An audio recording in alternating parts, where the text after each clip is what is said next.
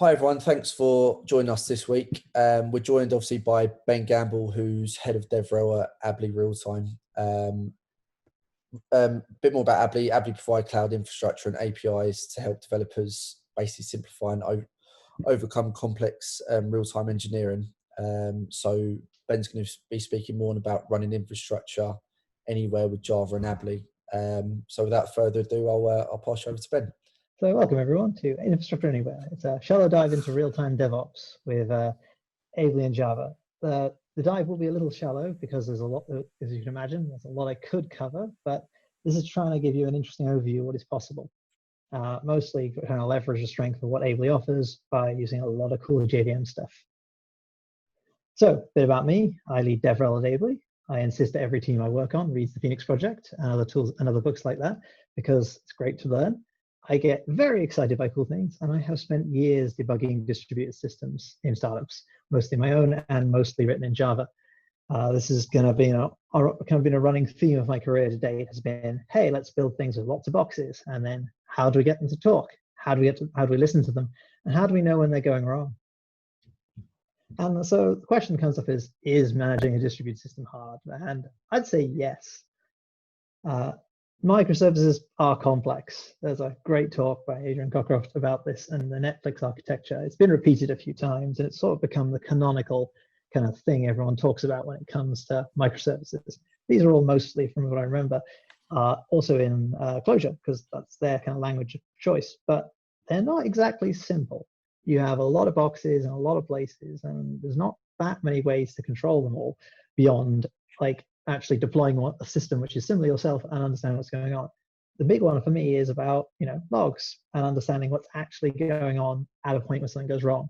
It's great to be able to diagnose the thing after the fact, but it's often quite hard while it's actually up and running to know that anything other than an outage occurred. Then we get to kind of the next iteration of where we went from microservices, we've gone serverless. Lambdas being the critical one in my kind of, which I'm most familiar with, which is, of course, AWS's very useful offering, but it doesn't make anything any better. Like CloudWatch, their native service is wonderful at times and very slow to catch up the rest of the time. It also is only really very good once you know a problem's already happened. It doesn't give you the ability to instrument or kind of understand. But also, like when you start getting into these systems, they're quite intrinsically tied into the deployment themselves. You end up with a problem that you can't see what's going on unless it's live, and if it's live, it's hard to work out when you should fix it and how to kind of introduce new things to it. And so hence they're bound to their deployment. And this creates quite an interesting set of challenges to actually deal with. In my previous roles, this involved a logistics service, which could spool out across whole clusters to do the NP hard compute.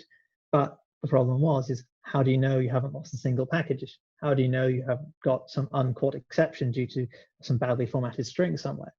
And how do you deal with those and know they've happened and know when to recover? And the problem is always going to be is even if you can automate your testing and make it near perfect, you still need to know what's happened in production, because you sometimes just need to know that, oh, a box went down, oh, a Lambda stopped firing, oh, a region timed out, or oh, AWS are doing something weird under the hood and your boxes have lost all their inbound traffic. All these things happen to me. So my conjecture is that almost all DevOps activities require some level of real-time connectivity. And this is everything from monitoring to logging to deployment to control. So if we think back, actually, we've always wanted this. So the 80s and 90s special was whoever was the sysadmin got a pager. Whoever was handling ops as it was back then would just have a pager who would page them when the system went down. Kind of went on a bit further to calls, to automated things like, hell, I built text systems out of Twilio to text me when production systems no longer return true. And these things kind of happen a lot right now. And if you think, well, can't we do better? What could we do now? And for me, when we start thinking about putting these systems together, I think, how can we say, what is a pager service today? To me, that would be push, right? That would be some way of pushing out to a mobile app to say, services are down, give me some information, give me the ability to go and actually diagnose my problem. it's very rare that the only thing I want to know is that the system is down. Inevitably, I want more information. And to be honest, we have the bandwidth now. It's not like we're constrained by an MMS sent to a system that has one line of character text. We have pretty much rich text in full Unicode support. So why aren't we leveraging it? The next thing it comes up is logging. That thing you do and hope you never need, like who here has ended up with logs on machines that get destroyed if they go down? I know I have. I also know that I have, used up hundreds and hundreds and hundreds of gigabytes of storage with logs, which were, to be frank, not very useful because they told me either things were good or when things went wrong, they went so wrong that I lost the logs. Pardon me. There was only a short window when the logs were highly valuable and I needed them there and then, not on the machines they were on. And this is where we get to kind of more interesting problems about logging, is that logging is very, very expensive if you're not there to listen to where it's happening. So then, like, how do you get them out? Do you SSH into a box, which is something, the great days of monoliths were wonderful.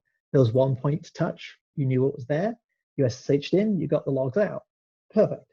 But it's not great when you have to scale out to 1,000 boxes, 10 AWS regions with keys you shouldn't necessarily have, because to be honest, you don't want to have ports open on these devices. And then as increasingly there are more and more middleware companies where my code particularly is we sell code to other people effectively. What we provide is middleware, often for more middleware companies. So those logs of what our code does and the service that our customers buy is valuable to us, but it's even more valuable to them to know their own metrics, to know how things are going, to know that the message they sent was rejected for a good reason, not a bad one. And then we kind of come to that factor where logging is becoming a commodity. With the rise of people like Datadog and others, it actually becomes very much incumbent on middleware providers and just other software as a service providers to provide logs as well as the results of their actual computation. So how could we get this?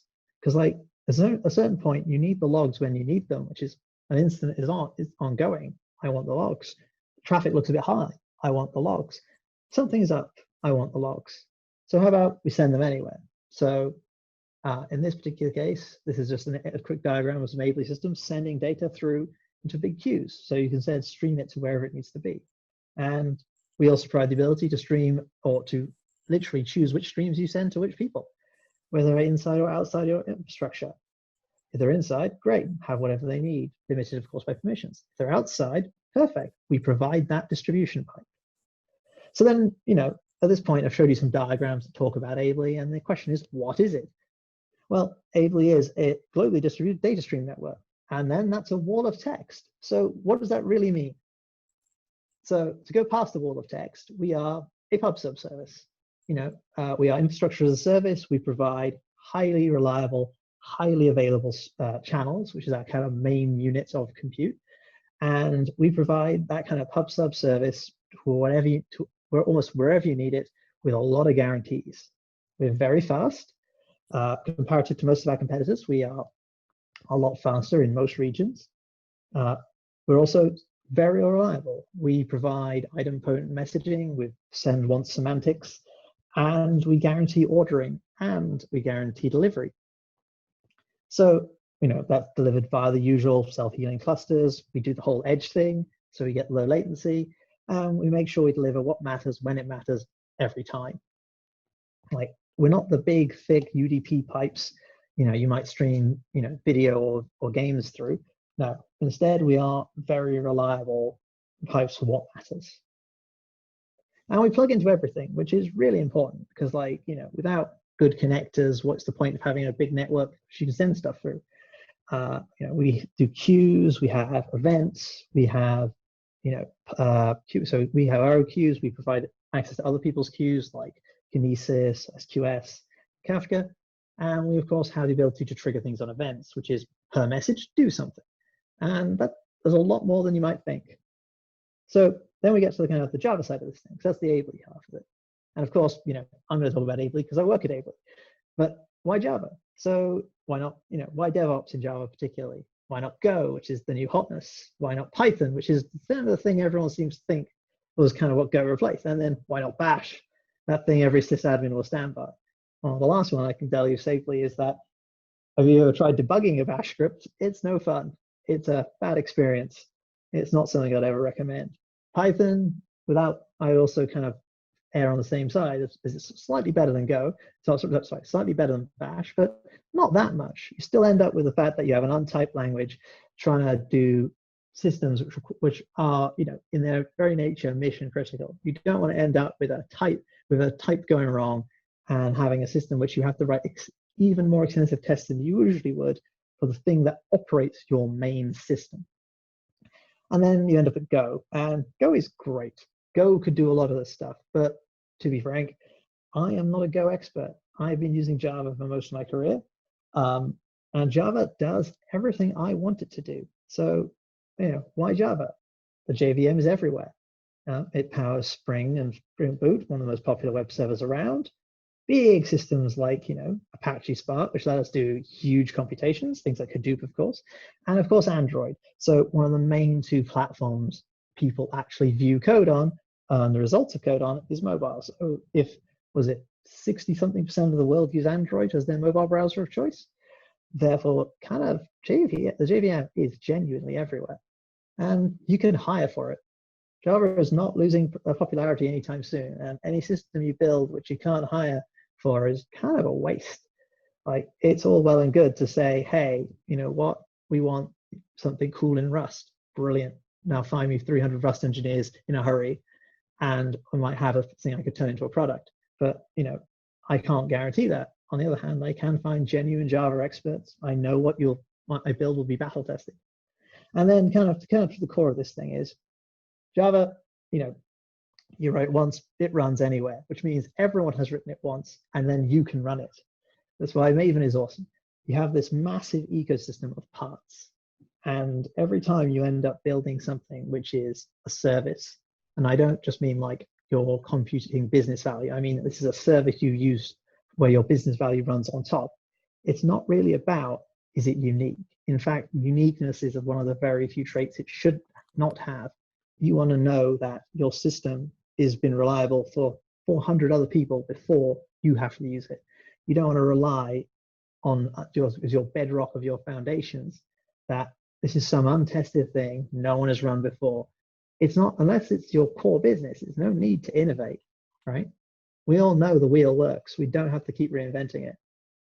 So, with this, you get superpowers. It means you can go, hey, you know what? I need a Git client. Here is one in Java. I need to use Docker. Here is a Java SDK. Hey, I'm deploying an AWS. Perfect. Here is an SDK that let you manage all your AWS infrastructure through Java. And this list goes on. Like, if you want to ever see how many things are in Maven Central, you would be surprised by just how many there are. And particularly even if you just search through ones with thousands of regular pulls rather than just a few. And every time you come across something like, I want to manage command lines, cool, it's available in Java. I want to manage, I want to manage other applications, perfect, available in Java. And it goes on and on and on. There aren't any shortage of things you could want to do in Java. And it's like, on top of this, it's really well instrumented. Log4j is as battle tested as it comes. Like JVM instrumentation tools, there are whole companies who provide these, and isn't going away soon. And it's not even like the old school syntax is going to cause that many headaches. There is Kotlin if you want to make just a more terse, less verbose version of Java. There is Clojure if you think Lisps are the way forwards, even if it's an idea which has come around over and over again since the 60s. It still works, and it is wonderful. Hell, there's even Scala for those who like a little bit of everything. But that's kind of the magic of it all, is people have written so much battle-tested code that you no longer have to rely on having to have the best people, because the best people have come before you. You can do the whole building on the shoulders of giants piece and reliably say that everything I've chosen to use today has been used well. It has been aggressively battle-tested, and it'll probably just work. And the problem you have if you don't choose something like that is you're going to end up with a situation of what will happen in something like Go is, hey, it turns out these HTTP2, web streaming tools we have TLS timeout problems, which was a fun bug when that happened. But these things don't happen so often once you've had 30 years of work being applied to the language. Not saying is bad, but in some places it just isn't there yet. And it's getting there really fast, and I'm really excited to see what happens next. But as of right now, it's not where I am. So what could this system look like? That's kind of where we kind of come down to it, is what I've suggested so far is with Ably, which effectively is a reliable set of pipes, you could set a channel up to talk to a web server, a channel to talk to Lambdas, a channel to trigger Lambdas. And then what happens is what could that actually do? So today I'm going to walk through a very kind of brief demo, and it's of something which I've been steadily putting together over the last couple of weeks, which is the idea of how could I build, deploy, and then manage infrastructure all remotely on as many machines as I need to, all through Ably channels. Effectively, I'm going to leverage a few very key features of Ably, which is the channels are all bidirectional, they're all idempotent, they all have guaranteed ordered messaging, and they all have a certain level of security guarantees. There's some noise coming through. Which cafe you're talking about? I'm sorry, everyone. If you could mute, just I've muted him. Ben does it. Thanks, all. Cool. Yeah. So talking about so Ably channels are the kind of base unit of what Ably is. A channel is as I said, a bidirectional, reliable messaging pipe. The more you think of Ably as pipes, the closer you'll get to the truth, and the more you can understand the analogies which I'm going to use. The idea being that anything you put on a channel can be basically received, is like any pub subsystem, is received by any subscribers, but also can be replayed in order. So you can go through the history API and say, I want to see what the last 20 messages sent were. Here they are. So that means, let's say you were doing a log system. You could say, right, oh, logs are now getting to critical. Let's look through the last 220 minutes, 200 logs, let's say 20 minutes of logs, or 24 hours, or up to 72 hours worth of logs, and say, this is quite important. I now can see what happened in the lead up to this. Because the problem with all this kind of DevOps stuff is it's only important to see these logs for while things are happening. So then, let's put it together. So what I've got for you today to see is a very simple part of the application which I'm building out. And hopefully over the coming weeks, it'll be up on GitHub, and you can all have a look at it and understand kind of what my approach was, at least. So what I'm going to be using today is some Java code, which runs effectively a command line app. It has the ability to grab other PIDs and capture their std out and std error. It can also start processes and also redirect std out and std error, and also has the ability to start do other Java types things, so run web servers, because this whole thing is embeddable. Then what it does is, via channels, which are, as I said, basic units of Ably, it goes to our reactor. The reactor is a execution framework for events. Every single Ably message is being in the event. And what that does is, in this case, triggers an AWS Lambda, which does a little bit of processing on the event itself and logs it all to S3. So the idea here is we can, in real time, watch logs stream, watch them go through a event filter, then see them being processed in Lambda, and then see them being saved in S3. Because once you have all these logs or all this kind of rich data, whether it's just, all is good, whether it's event like this, event like that, so you can understand usage, all these different types of occasions, you need to have them stored somewhere so that you can run larger queries on them. You can throw them through Redshift. You can throw them through any other kind of log processing system. The actual output here is generic. This could just be anything, because the point now is you'll have the data inside a Lambda to do whatever you want with. This example is a little contrived and a little simplified, just for the sake of making sure A, it works on a live demo, because everything in a live demo should be as simple as possible. B, I can talk through it in a reasonable amount of time. And C, it's very visible about why things are happening. So things have been deliberately simplified just to allow for that. With that abound, I think it's time to show some demos. So I'm going to talk through the demo as it goes through. I'm sharing one widget, so I'm going to unshare, then reshare, so I can share the next, so show my whole screen.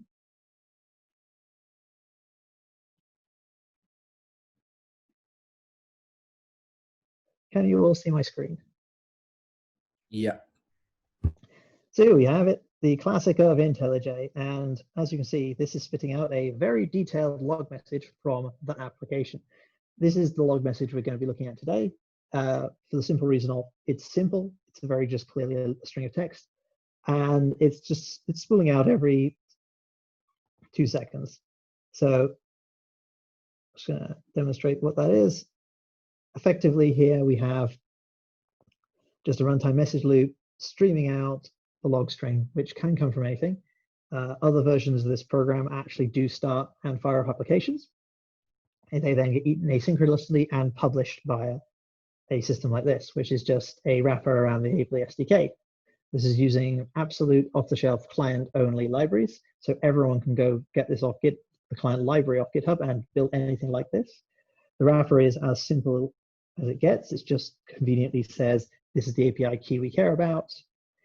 This allows me to spool up arbitrary numbers of channels and receive their messages in queues so I can process them, part of the thing based on the idea of being able to run multiple controls. This, however, is less about what today's demo is and what hopefully the future version of this tool will be. But the important thing here is that if there are people listening, it spools out logs on this channel. So a channel is a namespace in Ably land. So based on these colons, effectively, Ably allows you to regex, or Ably behind the scenes filters based on exact name, but there are ways to filter based on namespaces. So these are execution logs, this is an account number, and this is stood out, saying it stood out rather than stood error. You can arbitrarily create channels, and after the 200 or so milliseconds it takes to create them, that channel now exists and can be messaged to and from anywhere on the Ably network, which is present in many countries all over the globe in more than 2 data centers in anywhere it's present. So what that gives us then, if we go to the actual console, so this is the Ably dashboard. So this is all client-facing technology. And as this thing ticks by, you can see the message come through. This is all built using the standard SDKs which are available. And you see the messages come through steadily here as we've listened to this channel here. Exit logs, execution logs of the account, whatever. Now, as we come through the system, we can then see all of them ticking through. And what I have got going on next is I have a reactor rule, as it's called, which, if I go to it,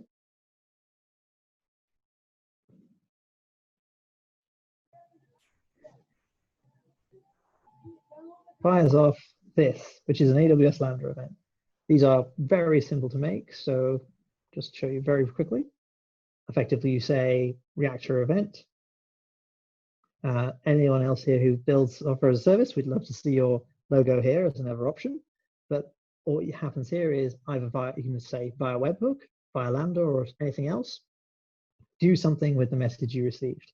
In this case, it's going to fire off this AWS Lambda, which is as simple as it looks. The Lambda is, wonderfully enough, more JVM code.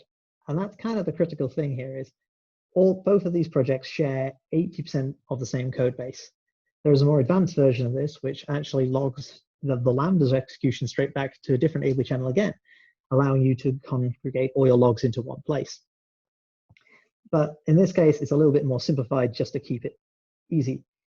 So effectively what this does is it gets the event from the reactor, and as we spool through, gives the event a name, throws it through into an S3 bucket.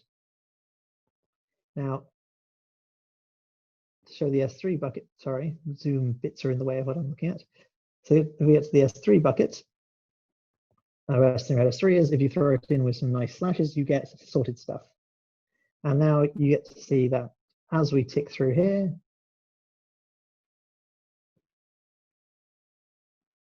more and more messages arrive steadily. Every 2 or so seconds, as the messages get sent, we get a new one of these things here. And as we go into them, we get to see that, channel, these have, by the way, more metadata attached than we might normally do. and also they're not being appended just so you can see that they exist. So the idea here is we have the message. From the message, you see the channel name, which is execution logs, and the account number, and of course what it is, standard out. You see where it came from. The rule has an ID, which is of course the ID of the reactor rule I made earlier. And you can see the detail of the message, which is its message ID, the connection ID, the timestamp, and of course the data and the name of the message itself, which would in the full application be of course the name of the process itself. The point here is that without actually doing that much and just writing the same code in about 4 places, which of course can be totally reused because it's all just Java code, you can now effectively log anything. I can grab other processes with the CLI tool and say, give me the logs in S3. And if I head back a touch, these ones are from a couple of days ago, and they will tick through steadily over time. But the point here is that it is indeed as simple as it looks. And as you see through the ticking through messages here and working nicely. And luckily enough, there are no errors, so it actually is working.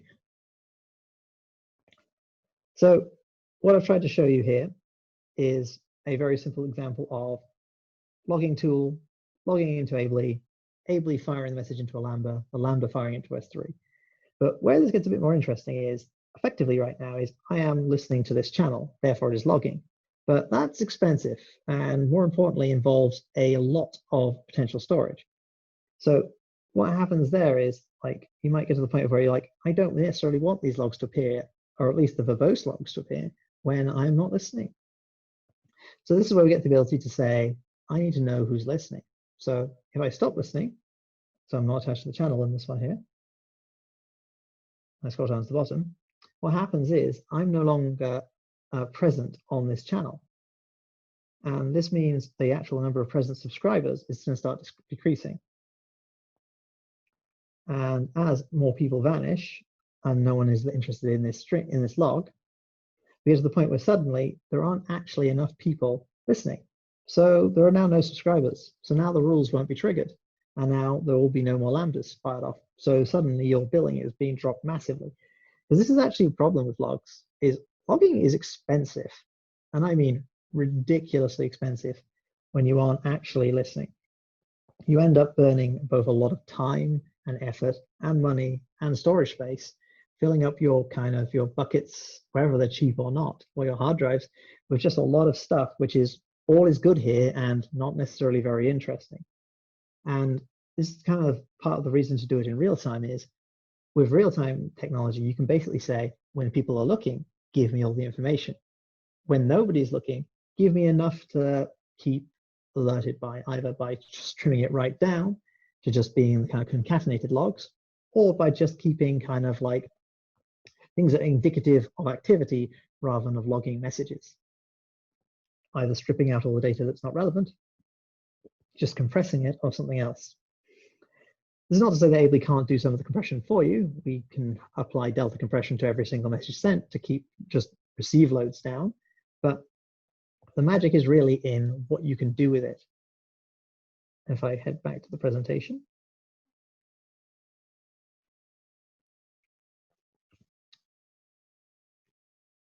The point with this whole demo is that just using a pile of Java code where you can just log anything you want to a channel, which is an arbitrarily large number of channels, which in a very reasonable amount of time will get to wherever you need them to be.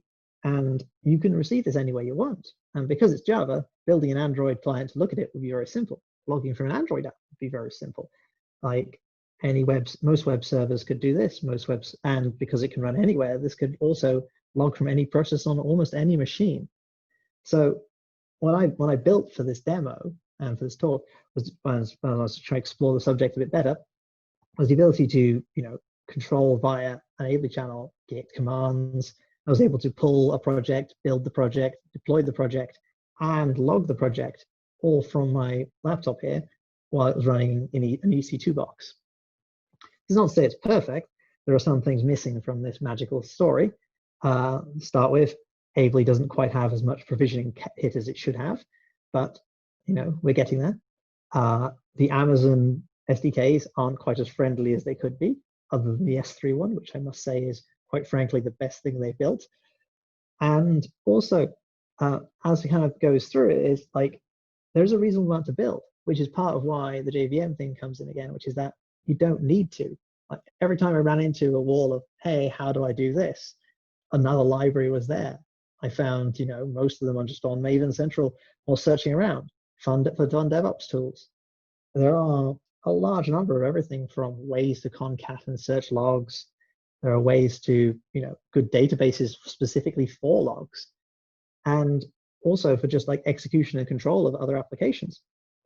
There are tools in Java for this. Hell, there are enough CI and CD pipeline type tools for everything you could really ever need, regardless of your base language. Hell, I think Bazel is built on a JVM, and that's mostly using C++.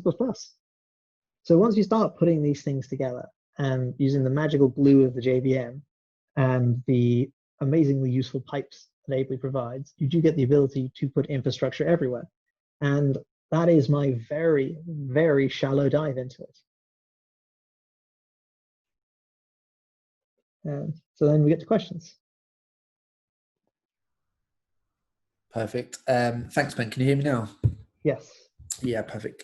Could you just just close down your screen just so people can see me? Would that be okay? There we go. Perfect. Yeah, thanks very much for that, Ben. That was really interesting. Obviously, this will go on social media channels after as well, so you'll get quite a lot of people direct messaging you as well. Also, for everyone who's joined with us today, I'll put Ben's details on there as well. So if you want to contact him directly about any questions you've got, please do. And anything about Ably as well. Just in the meantime, can everyone just write their questions or any questions they have just on the chat box now, and then we can run them past Ben and he can get them answered for you straight away, if that's all right. I did notice as well, Ben, at the end of the slide, it's got all your contact details on there as well, so I can send that across. Sure thing. Basically, I'm ben.gamble@ably.io and Ben Gamble 7 on Twitter and on LinkedIn. So please message me with any sort of requests. I head up both developer relations and partner engineering. So any questions whatsoever, I'm happy to answer. Perfect. Yeah, that was really interesting. Let's have a look.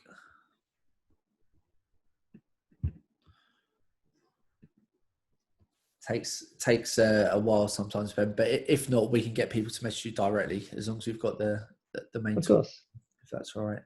That's absolutely fine. They're perfect. I think you can see the questions as well there, Ben. GDPR. Yes. Just for everyone listening, has GDPR impacted Ably? So, like many companies, GDPR has had, of course, some impact. But mostly kind of from just a customer management perspective. The big thing, of course, is that we have to manage our own customers better. And because we have free accounts, that means we now have to be very careful about how long we keep them for and data like that. By default, we are not a database. So as I spoke about previously, we do offer a history service, which means you can play back up to 72 hours of your data. We don't keep it forever. Everything you put into our pipes and our channels is effectively ephemeral data. We do not store it beyond by default 2 hours. And unless you've upped it, it will be gone, 100% deleted in 2 hours. What was very good about this kind of initial design thing, which was put in, is this basically made GDPR quite simple. All data is encrypted when it goes in, and it's encrypted end to end if you enable it to be so. But we can't read it anyway. And to meet GDPR, effectively, we just had to tell people we were deleting their data anyway. But that was kind of implicit in the way Ably works. It is point to point with the ability to play back up to 72 hours worth of stuff, unless very specifically requested. But we don't store client information. We are not a database, even though we use some. And we mostly just overwrite things to keep our message load and our data storage load low. We send billions and billions of messages per month. So if we did store them, we'd run out of storage. and our bills would be quite extreme. And then, yeah, so I see the second question as well. Of course, yes. So we actually do support that. Yes. So so that is actually a very specific thing. We do allow. We allow people to region lock their data. It has got some caveats, of course, and the caveats are, we can't, if you want your data region locked, our SLAs change subtly when it comes to reliability, which is that we'll offer as reliable as we can, but we may no longer fail over from European servers to non-European servers. But yeah, we can totally region lock you so that your data will never leave a geographic region or a cloud region or any level of granularity down from that. We only offer entirely like private clusters to enterprise clients, but if you want that sort of thing where it's like, give me a cluster which never leaves a country and there's a data center available for us, we'll go to that level of granularity. But when you go to streaming where the data is streamed to, that is incumbent on the client themselves of who they want to stream it to. We don't control where people send their stuff, but if you want to limit it, it will never go outside those. Cool, perfect. Thank you very much, Ben. That's from Anthony, so thanks for the question, Anthony. Is there any more questions before we wrap up, everyone? So one from Augusto, everyone. What is the round trip latency? Let's say an app deployed in London, in the London region of AWS to produce and consume while providing guarantees of no message loss. Okay, so no message loss is guaranteed regardless.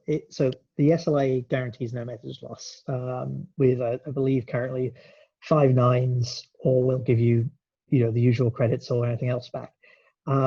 So guaranteed. So that's the guarantee there. We also tried to time belt our reply times from region to region.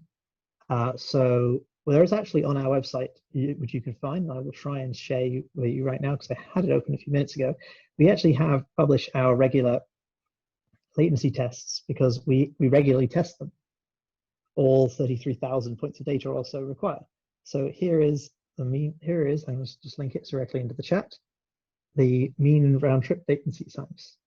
These are all with the guarantees about no message loss and in order messaging. Kind of like, the classic trade-off you get when you try to go fast is that you lose message ordering and you lose kind of guarantees of send once and guarantee to actually arrive. But that is the kind of the hard tech built by Ably, is that we do guarantee those things while maintaining low latency. Perfect. And I'll see. So please see the link there. Yeah. This is updated regularly and it will go back to a number of months. And if you actually have kind of a more hard constraint on latency, please talk to us. Sometimes we can meet those. Sometimes we can't because we refuse to do things which aren't in order, which aren't reliable. Perfect. Thanks, Ben. Is there any more questions from anyone else? I will also put the questions on the forum as well, just so people can read them and obviously watch. I can also send slides as well. Yeah, perfect. That'd be great. I think that's it for now. I'm sure you'll get a lot of DMs, Ben, off this as well, because everyone on the YouTube channel will watch it. But thanks. Please do. I'm open to any sort of messaging. It'll be me or one of my team who answers. So yes. Perfect. Well, thanks very much for your time, Ben. That was really interesting. And I will speak to you soon. Thank you very much. Perfect. Thanks. Bye. Bye-bye.